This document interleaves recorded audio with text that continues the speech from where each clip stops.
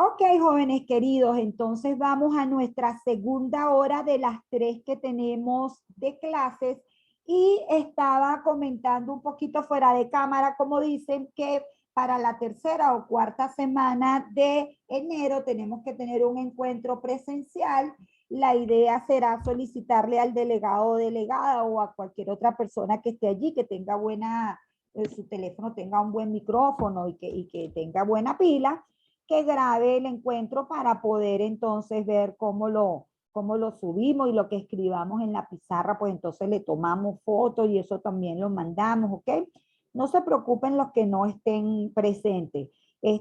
Toca, la idea es ir acercándolo a la universidad. La universidad va a un esquema presencial, eso sí, creo que hay que también ya irlo abordando, sobre todo las personas que están por fuera. Entonces, bueno, mi materia, obviamente, al ser virtual, no se preocupen los que no estén, por ejemplo, la gente de Guayana, mi materia es virtual y entonces ustedes la van a poder seguir viendo de manera virtual conmigo, ¿ok? Así que nos iremos acomodando a las circunstancias, ¿ok?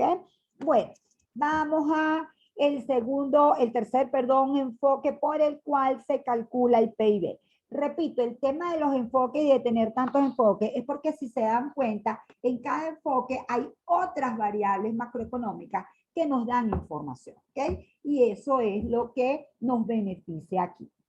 En este caso, ya no es la producción final, ya no es cómo se destinó esa producción final, sino cuál es el ingreso que obtuvieron los dueños de los factores productivos.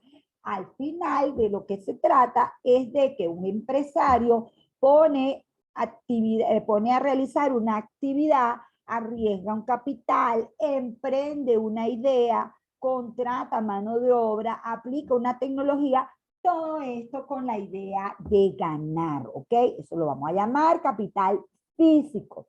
También ningún trabajador va a la empresa y dice, mire, no se preocupe, no me paguen nada. No, todo trabajador en la empresa aspira a recibir una remuneración. Todo esto porque esas remuneraciones son las que permiten después, en nuestro rol de consumidores, adquirir los bienes y servicios. Entonces, en este tercer enfoque, corresponde a la suma de todos los ingresos que se obtienen de la utilización de los factores trabajo y capital.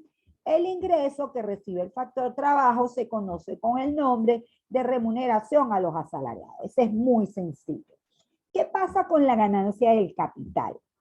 Que no solamente está el empresario que monta una empresa y cuando esa empresa tiene unas utilidades, él puede decretar unos dividendos, es decir, tomar parte de esas utilidades o ganancias que registró la empresa, sino que también usted puede tener una inversión financiera, puede tener una cuenta corriente que le va a generar, perdón, una cuenta corriente, una cuenta de ahorro, cualquier instrumento a plazo, un bono, una acción que le va a generar algún tipo de rendimiento y eso es una ganancia del capital. En esta circunstancia lo llamamos capital financiero. Usted también puede tener haber creado una tecnología, tener una franquicia o una patente y entonces recibir un ingreso por el uso de esa tecnología por parte de terceras personas.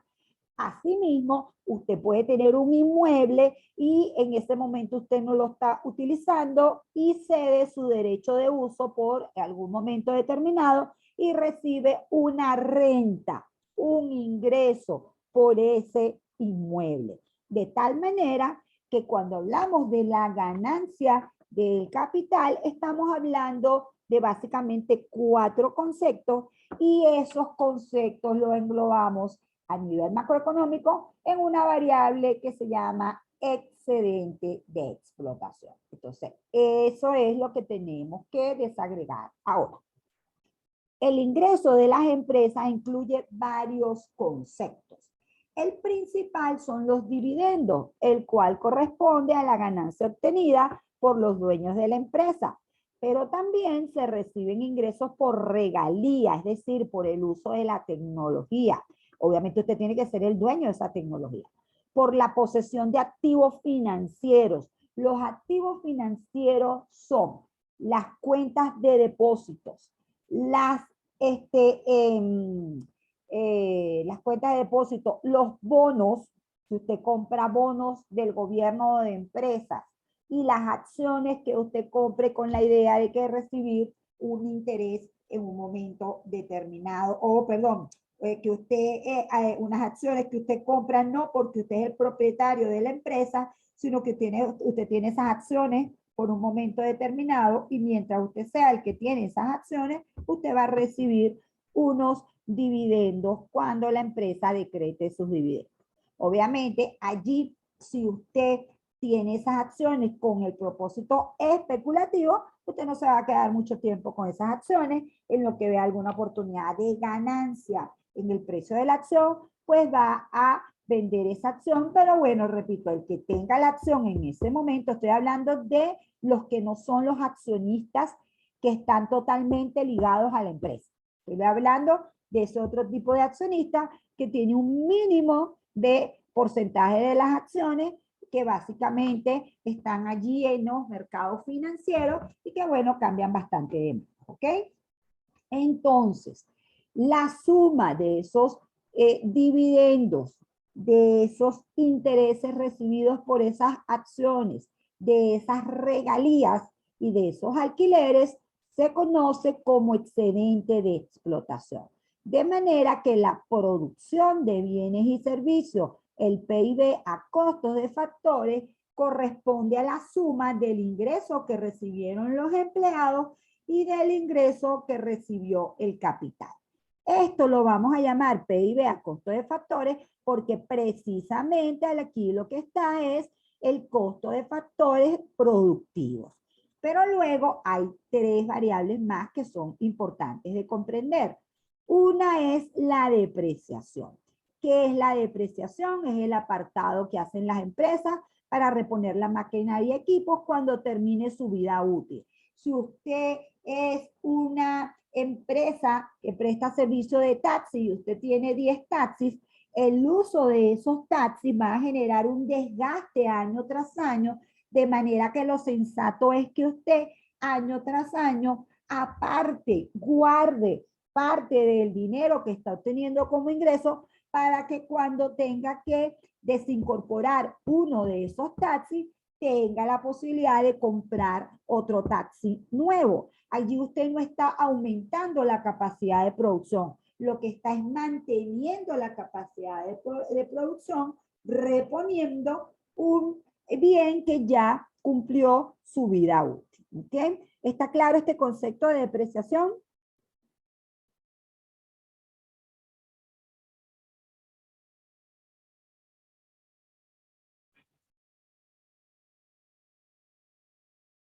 ¿Sí? Perfecto. Igual que el tema de los dividendos, todos sabemos lo que son los dividendos. Ustedes ya han trabajado esa parte de las empresas. Recuérdense, tenemos una empresa con unas ventas, le restamos los costos de producción, los gastos administrativos, se nos genera allí una primera utilidad bruta, pagamos los impuestos, nos queda una utilidad neta. De esa utilidad neta, la empresa decide cuánto va a decretar como dividendos, cuánto le va a repartir a los accionistas, ¿ok? Eso es lo que es la figura del dividendo.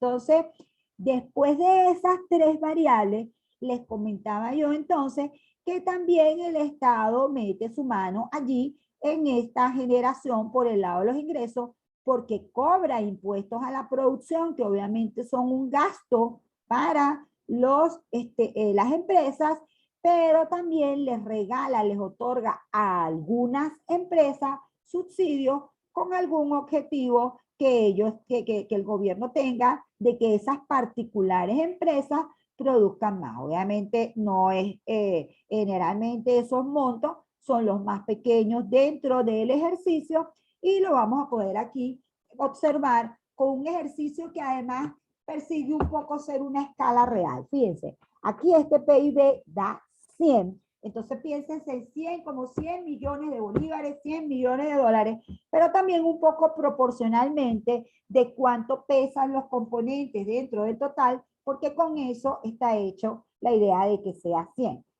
Puede ser, el PIB puede ser cualquier monto. Entonces, ¿qué vamos a tener? Vamos a tener como datos que la remuneración de los asalariados es 38, que el excedente de explotación, es decir, la ganancia del capital es 51, la depreciación es 5, fíjense que es un monto pequeño, los impuestos a la producción 7 y los subsidios 1, ¿ok? Si nosotros queremos calcular el PIB a costo de factores, nada más sumamos la remuneración a los asalariados y el excedente de explotación.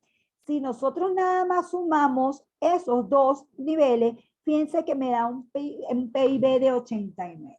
A mí me encanta resaltar en este punto que fíjense que la ganancia del capital, que además no solamente incluye capital físico, sino capital financiero, en este caso, y créanme que estoy hablando de datos que tranquilamente pueden ser reales en una economía normal, por supuesto, no en una economía anormal, como la venezolana, donde el ajuste de todo este lío macroeconómico ha sido a través de generar unos salarios que son realmente una verdadera miseria, ¿ok? Paupérrimos son los salarios que reciben los trabajadores, sobre todo los del sector público, ¿ok? Entonces, si yo divido 51 entre 89 y lo multiplico por 100, me doy cuenta que la participación de la ganancia del capital es 57%. Y si yo divido 38 entre 89 igual por 100, me doy cuenta que la participación de los asalariados es 42%.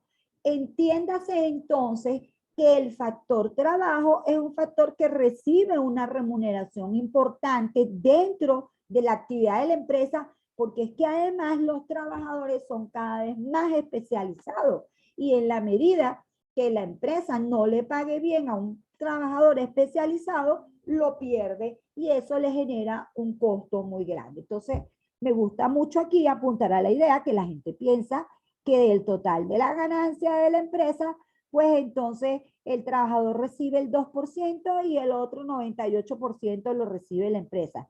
No, jóvenes, el trabajador es un componente esencial dentro de la empresa. Recuérdense que allí están los administradores, los gerentes, todos los trabajadores.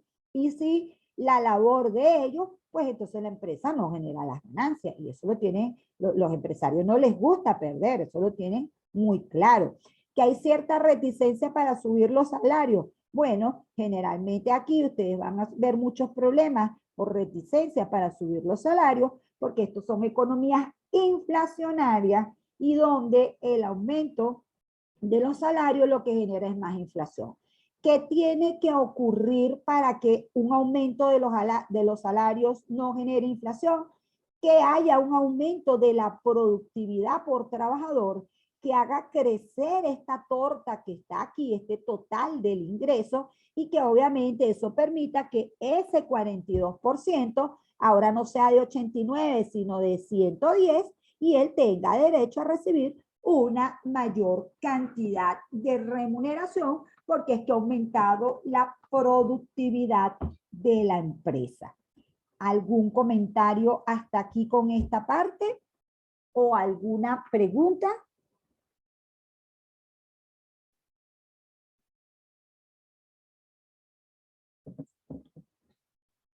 No. Perfecto, seguimos. Gracias, Andrea. Para completar lo que llamamos el PIB a precios de mercado, pues obviamente tenemos que incluir la depreciación, los impuestos a la producción y restarle los subsidios. Y entonces a este 89 le sumamos 5, le sumamos 7, le restamos 1 y nos da 100.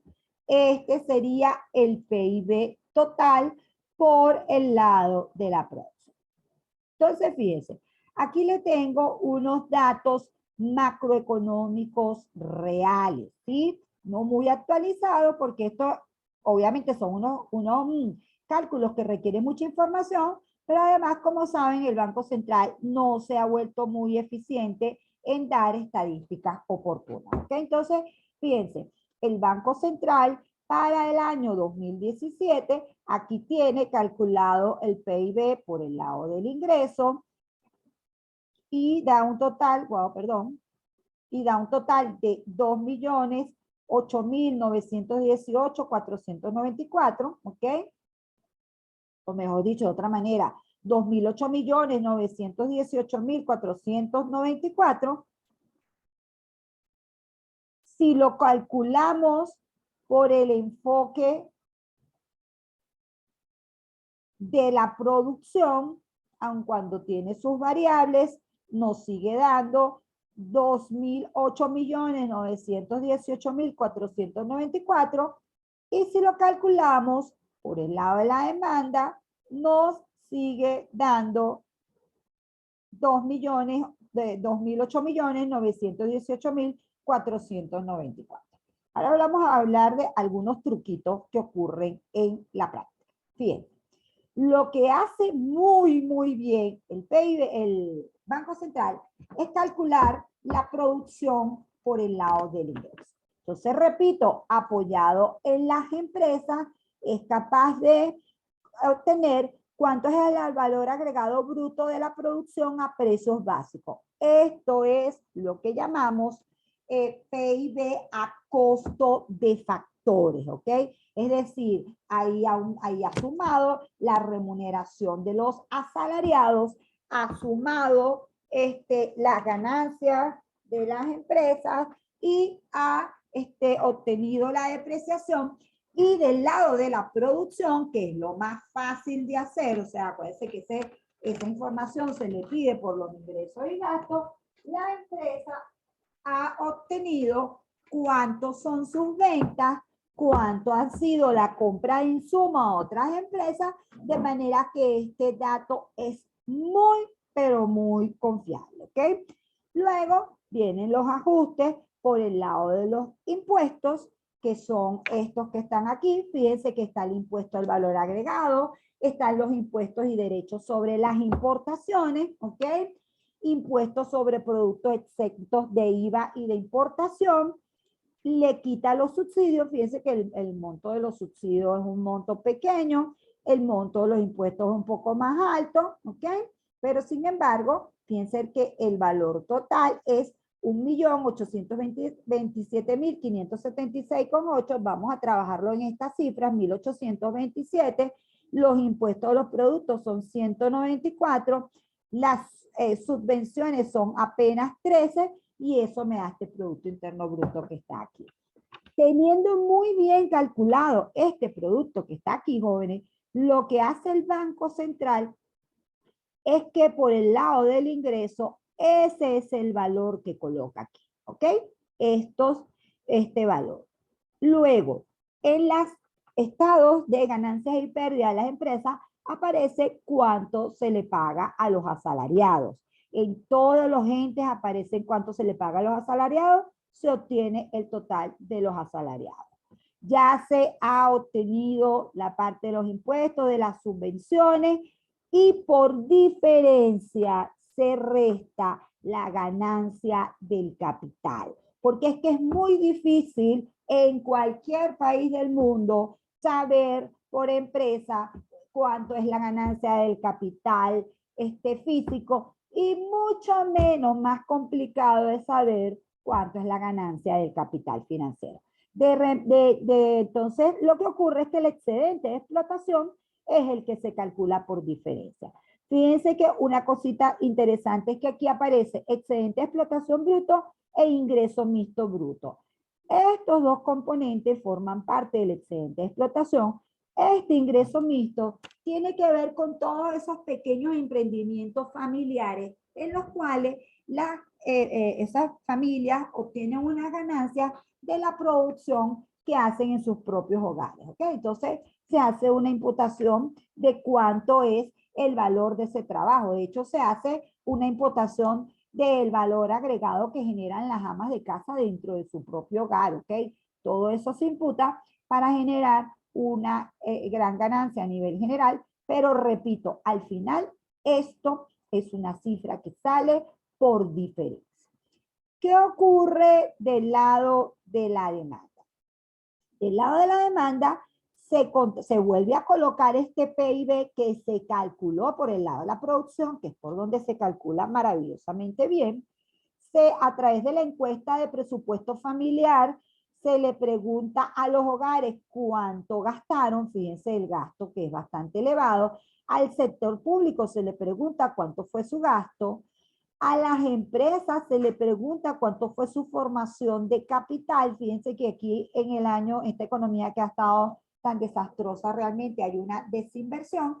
Y entonces, obviamente, se le pregunta cuánto fue la inversión de capital fijo y cuánto fueron los inventarios. Los inventarios tienen el nombre de variación de existencia. Entonces, obviamente, unas empresas que están trabajando contra reloj, pues lo que han hecho es desincorporar variación de existencia, de manera que por eso para cubrir el PIB, acuérdense que no había nada de confianza para este año 2017 y bueno, nos da ese valor que está ahí.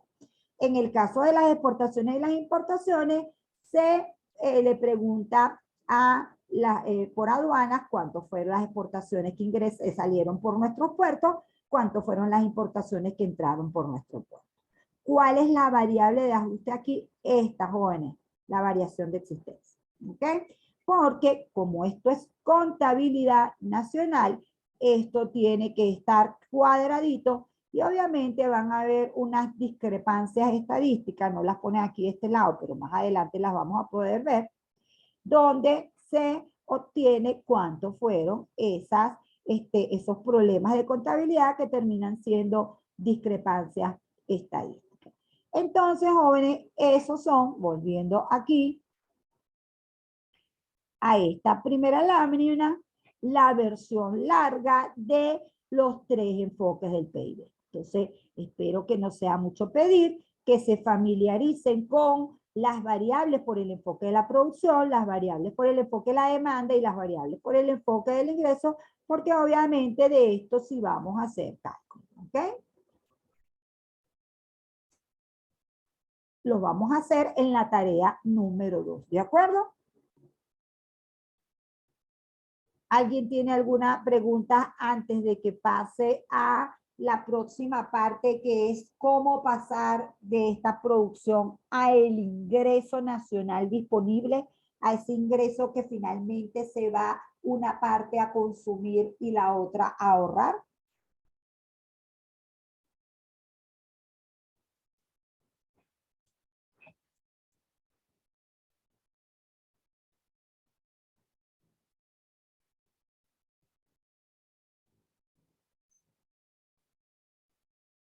Todo hasta ahora bien, muy bien. Esto, por supuesto, ahorita lo van a abandonar porque vienen las navidades, pero porfa, no se tarden mucho de retomarlo en enero, ¿sí? Porque se olvida con mucha facilidad. Entonces, fíjense, ¿qué viene ahora? A ver, lo que viene ahora es que en términos de cuentas nacionales, una cosa es el Producto Interno Bruto, que es la generación de bienes y servicios finales en el territorio nacional, es decir, es una producción que se genera en forma doméstica.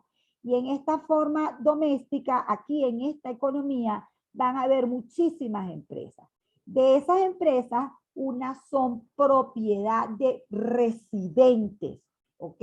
Y los trabajadores también son residentes de esa economía, pero puede ocurrir que esa economía reciba inversión extranjera directa. ¿Qué significa eso? Que residentes de otras economías vengan a esta economía y constituyan una empresa, ¿ok? Entonces la empresa es nacional, la producción de esa empresa forma parte del Producto Interno Bruto doméstico, pero el dinero que se ganen esos no residentes por concepto de dividendos, por ejemplo, o si son trabajadores por concepto de remuneraciones, en una economía normal tienen toda la posibilidad de llevarse ese ingreso de sus factores productivos a otras economías, ¿ok? De igual manera, vamos a tener que los residentes de esta economía pueden estar interesados en instalar, en constituir una empresa en otro territorio. Allí producen bienes y servicios, pero luego se trae hacia su economía de origen las ganancias por sus factores productivos. Por ejemplo, en el caso de Estados Unidos, ocurre mucho que las empresas estadounidenses los residentes son estadounidenses, pero instalan empresas en China, en Taiwán, en Japón, en cualquier otro país y repatrian la ganancia de su factor productivo, ¿ok? En el caso de China, entonces vamos a tener que es una empresa donde recibe mucha inversión extranjera directa o recibía, y obviamente eso formaba parte del PIB chino y eso está bien, no hay problema, pero luego para calcular el ingreso lo tenemos que convertir en todos los países en un ingreso nacional, en un ingreso obtenido por los residentes de esa economía. No importa si ese ingreso se lo ganaron en su economía de origen o se lo ganaron en otra economía. Lo normal es que la mayor parte del Producto Interno Bruto haya sido generado por residentes de esas economías, de manera de que se parte de este gran cálculo y se hacen los ajustes que hay que hacer y que les voy a comentar ahorita para pasar de esta producción, que al final también es un ingreso doméstico, a este ingreso nacional. ¿Ok? Entonces, vamos pasito a pasito, como dice. El ingreso nacional neto es el ingreso recibido por los residentes de una economía. No importa si se lo ganaron en otra economía distinta a la doméstica. Más formalmente, el ingreso nacional neto es el ingreso generado por los factores productivos o los factores propiedad de residentes de una economía, bien sea que se lo hayan ganado en el territorio nacional o bien sea que se lo hayan ganado fuera del territorio nacional, ¿ok? La base de cálculo es el ingreso interno neto. Lo más lógico es que la mayoría del ingreso generado internamente sea con factores productivos, propiedad residente, lo que les estoy diciendo. Por eso el cálculo del ingreso nacional neto consiste en partir del ingreso interno neto, que es lo mismo del Producto Interno Neto, y adicionalmente los ingresos por remuneraciones a los factores residentes que se generen y adicionarles los ingresos por remuneraciones a los factores que los residentes se ganaron en otras economías, para luego restarles los ingresos por factores productivos que los no residentes de esta economía se llevaron a su economía de origen, ¿ok? Entonces, vámonos aquí el ejercicio para entender la cosa con calma. Tenemos el PIB, ¿verdad? Que está aquí, el Producto Interno Bruto, y lo primero que hay que hacer, el primer ajuste, es restarle la depreciación. ¿Por qué hay que restarle la depreciación? Hay que restarle la depreciación porque resulta que ese es un ingreso que es un apartado que hace la empresa, un dinero que guarda la empresa. Eso no va a ir ni al consumo ni al ahorro. Eso es que se queda ahí guardadito para cuando la empresa tenga que reponer la maquinaria. Eso nos da un concepto que se llama Producto Interno Neto. Repito otra vez. El Producto Interno Bruto incluye la depreciación. Lo que hacemos es que le quitamos la depreciación y obtenemos el Producto Interno Neto porque nos queremos acercar a la variable de ingreso. Por allá, cuando nosotros vimos el flujo circular de la renta, nosotros dijimos que había dos flujos. Un flujo de bienes y servicios y un flujo contrario de dinero, porque resulta que todas las mercancías se intercambian por dinero, ¿ok? Eso significa, jóvenes, que Producto Interno Neto, perdón, e ingreso interno neto son lo mismo, son dos caras de la misma moneda.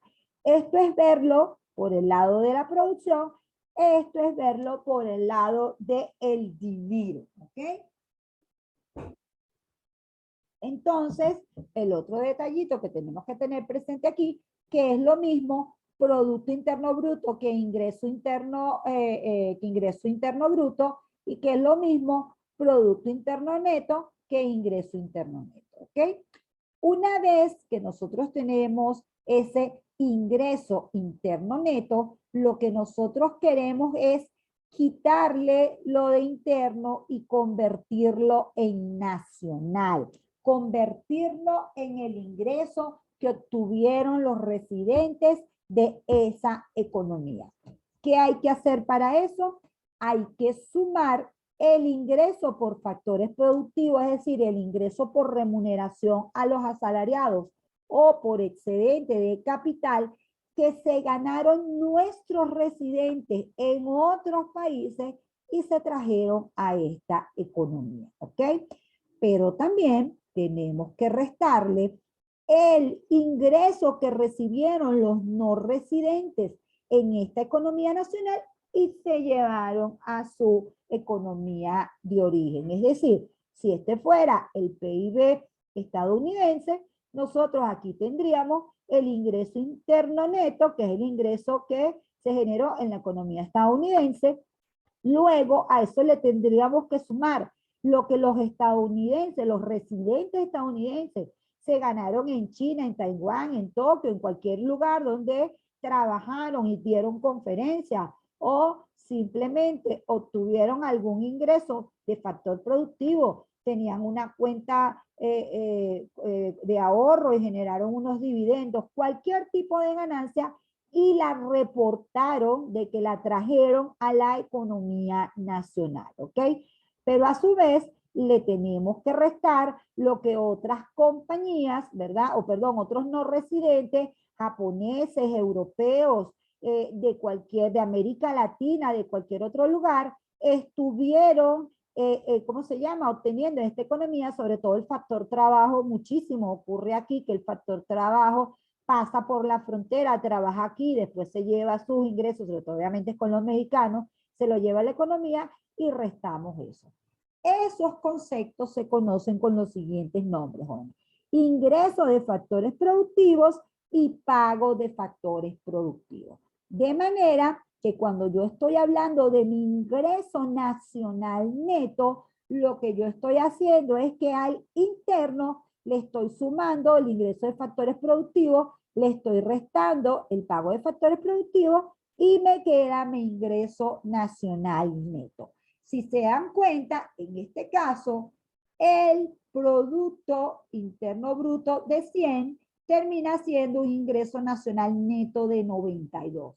¿Por qué? Bueno, porque se hace el apartado de la depreciación y además en esta economía es más lo que los no residentes se ganaron y se llevaron al resto del mundo que lo que los residentes se ganaron en esta economía, en otras economías y se trajeron a esta economía. Obviamente, en el caso de Estados Unidos, eso muy difícil sean estos los números, pero dos cosas importantes a resaltar aquí. Repito, interno entendido como doméstico, nacional entendido como de residentes. No importa si los ingresos obtenidos fueron aquí o en el resto del mundo. El monto del PIB como el monto grueso sobre el cual se parte y luego se hacen estos ajustes que generalmente son valores más pequeños. Por eso les tengo aquí entonces, tomen en cuenta entonces que el término interno en el PIB es sinónimo de doméstico, de en el territorio nacional, ¿ok? En cambio, el término nacional es sinónimo de ganado por los nacionales, por los residentes, producto de sus factores productivos. Estamos hablando de lo que recibieron por remuneraciones a los asalariados o por excedente de explotación. incluye lo que los nacionales obtuvieron por sus factores productivos en la economía doméstica y lo que se ganaron en otras economías foráneas, ¿ok? Entonces, allí estamos llegando al ingreso nacional neto. Todavía nos falta un ajuste más que lo vamos a ver en nuestra tercera hora, ¿de acuerdo? Entonces, bueno, por favor, no me abandonen, ¿sí? Nos queda una última hora de clase por este año 2021 y les aviso cuando ya nos reincorporemos, ¿sí? Gracias por estar conmigo.